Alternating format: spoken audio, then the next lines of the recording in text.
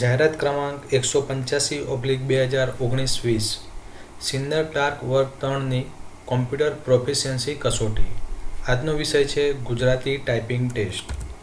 મિત્રો, આ જે CPT એક્ઝામ છે એ કુલ 100 માર્ક્સનું પેપર હશે અને 1 કલાક 30 મિનિટનો સમય હશે.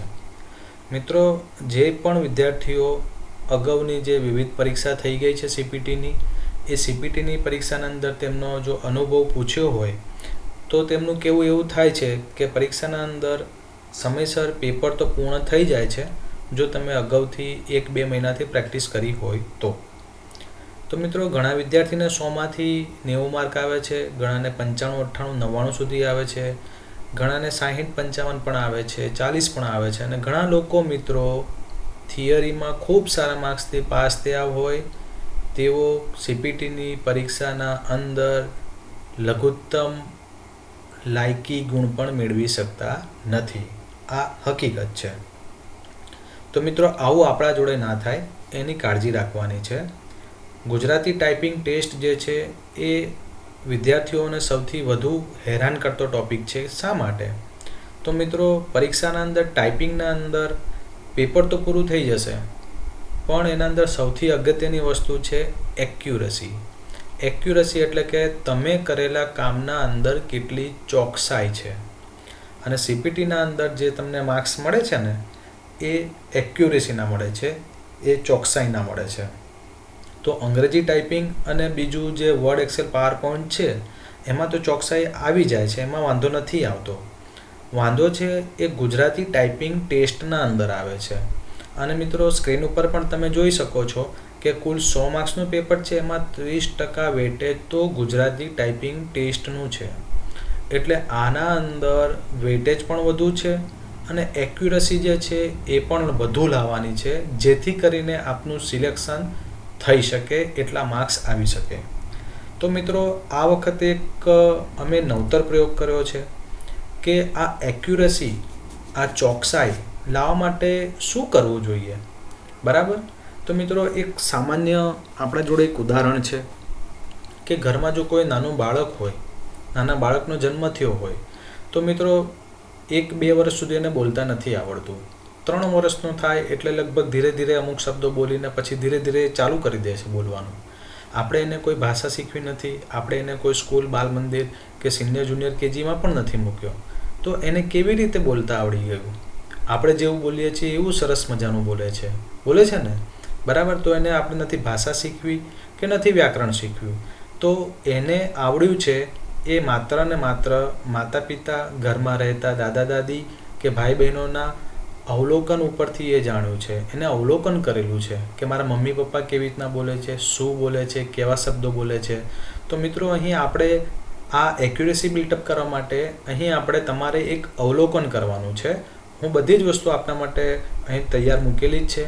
ઓલરેડી એક પેરેગ્રાફ હશે જે ટાઈપ થયેલો હશે. એ ટાઈપ થયેલા પેરેગ્રાફને હું ફરીથી જોઈને ટાઈપ કરીશ. તમારે જોવાનું છે કે હું કઈ ભૂલો કરું છું.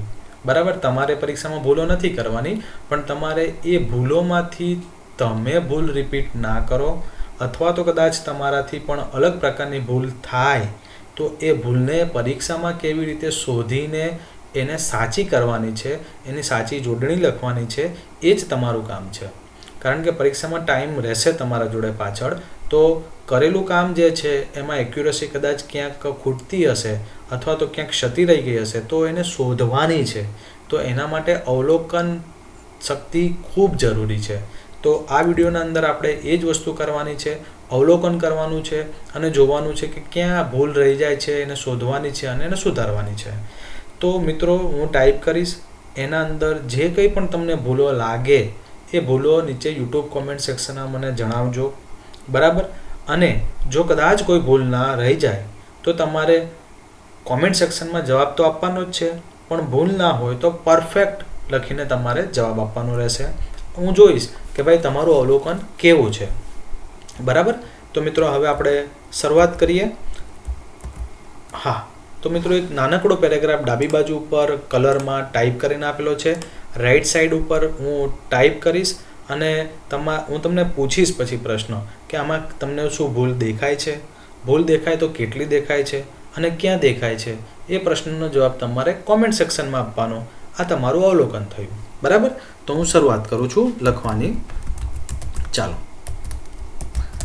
સરદાર વલ્લભભાઈ પટેલ 31 ઓક્ટોબર 1875 15 ડિસેમ્બર 1950 ભારતના એક રાજકીય તથા સામાજિક નેતા હતા, જેમણે દેશની સ્વતંત્રતાની લડતમાં મહત્વનો ફાળો આપ્યો અને અખંડ સ્વતંત્ર ભારતના એકીકરણનું નેતૃત્વ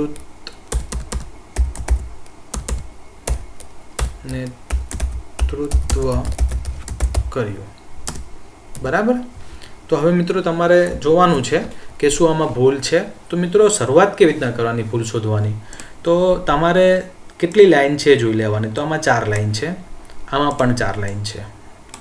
બરાબર, એટલે લાઈન તો ક્યાંય આપણે ગપચાવી નથી. આપણે ક્યાંય એકના એક લાઈન 2 વખત અથવા તો એક લાઈન કૂદીને બીજી લાઈન ઉપર આવી ગયા એવું નથી, એવું આપણે કહી શકીએ. પરીક્ષામાં આ જ કરવાનું. પહેલો અક્ષર સરદાર છે, આમાં પણ સરદાર છે. બીજો ભારત, લડત અને નેતૃત્વ. તેવી રીતે છેલ્લા અક્ષર પણ જોઈ લેવાના. 1950 સ્વતંત્રતાની એકીકરણનું. બરાબર છે, લગભગ કોઈ શબ્દ પણ રહી નથી ગયો. હવે શું કરવાનું કે આ જે ટાઈપ થયેલો પેરેગ્રાફ છે એના રિવ્યૂમાં જવાનું અને વર્ડ કાઉન્ટ કેટલા છે જોવાના. તો 31 વર્ડ છે. બરાબર છે, અને સ્પેસ સાથે 198 કેરેક્ટર છે. 31 198 એટલું યાદ રાખો.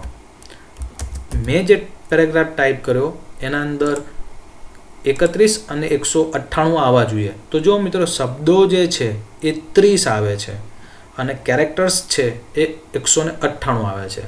એટલે કેરેક્ટર્સ વિથ સ્પેસ એ તો સાચા જ આવે છે અને વર્ડ્સ એક ઓછો આવે છે.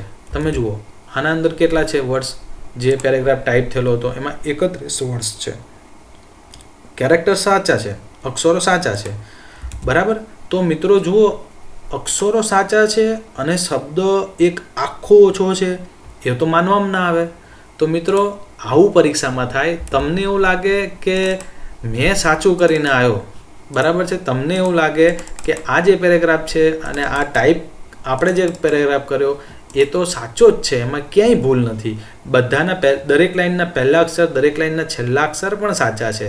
બરાબર, પણ કોમ્પ્યુટર જે છે એના અલ્ગોરિધમ પ્રમાણે તમારી એક્યુરેસીનો અભાવ છે. અને અહીં મિત્રો જુઓ, આમ જુઓ તો એક જ લાઈન છે મિત્રો. બરાબર, પૂર્ણ વિરામ તો એક જ છે. એટલે એક જ વાક્ય આપ્યું છે એમ આપણે કહી શકીએ. એક વાક્યમાં એક ભૂલ, એક અક્ષરની ભૂલ છે, એક શબ્દની ભૂલ છે, એક અક્ષરની નહીં, એક શબ્દની ભૂલ છે. તો કોમ્પ્યુટર તો પકડી જ પાડશે કે તમે ક્યાં ભૂલ કરી, પણ તમને નહીં ખબર પડે કે મેં ભૂલ કરીને આવ્યો. અને તમે પોતાને એવું જ વિચારશો કે ભાઈ સાચું જ કર્યું છે, મારો માર્ક્સ ક્યાં કપાયો. બરાબર છે, તો મિત્રો એ મને તમે શોધીને કહેજો કે આના અંદર ભૂલ તો છે જ, પણ કઈ ભૂલ છે, ક્યાં છે એ કોમેન્ટમાં લખજો. અને ભૂલ તેમ છતાં તમને ના મળે તો એવું લખજો પરફેક્ટ. બરાબર છે, હું તમને જવાબ આપીશ.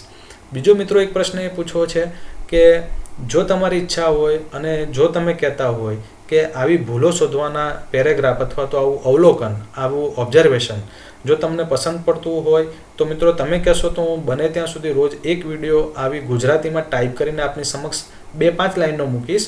તમારે ભૂલો શોધવાની છે અને એને કરેક્ટ કરવાની છે. આવી પ્રેક્ટિસ જો તમે કરશો ને તો પરીક્ષાના અંદર પણ તમે તમારી પોતાની ભૂલ શોધી શકશો અને એને કરેક્ટ કરી શકશો, જેથી કરીને તમારી જે એક્યુરેસી છે ને ગુજરાતીમાં એ એકદમ 100% આવી જશે. બરાબર, તો જો મિત્રો તમારી ઈચ્છા હોય તો મને એનો પણ કોમેન્ટમાં જવાબ આપજો કે શું આ પ્રેક્ટિસ કરવી છે. તો હું રોજ આવી રીતના 5-10 મિનિટનો એક વિડીયો બનાવી દઈશ. તમારે મને કોમેન્ટના અંદર જવાબ આપવાના રહેશે. તો મિત્રો મને ચોક્કસથી જણાવજો, જેથી કરીને મને પણ ખબર પડે, મારો પણ ટાઈમ બચે અને તમારો પણ ટાઈમ બચે કે આવું આપણે જે પ્રોજેક્ટ ચાલુ કર્યો છે એ કન્ટિન્યુ રાખવો જોઈએ કે ના રાખવો જોઈએ. ઓકે, અને આમાં શું ભૂલ છે એ તો મને કહેજો જ. બરાબર છે? તો મિત્રો વિડીયો ગમ્યો હોય તો લાઇક પણ કરજો, સબસ્ક્રાઇબ ના થયા તો સબસ્ક્રાઇબ થવા વિનંતી છે. Thank you very much.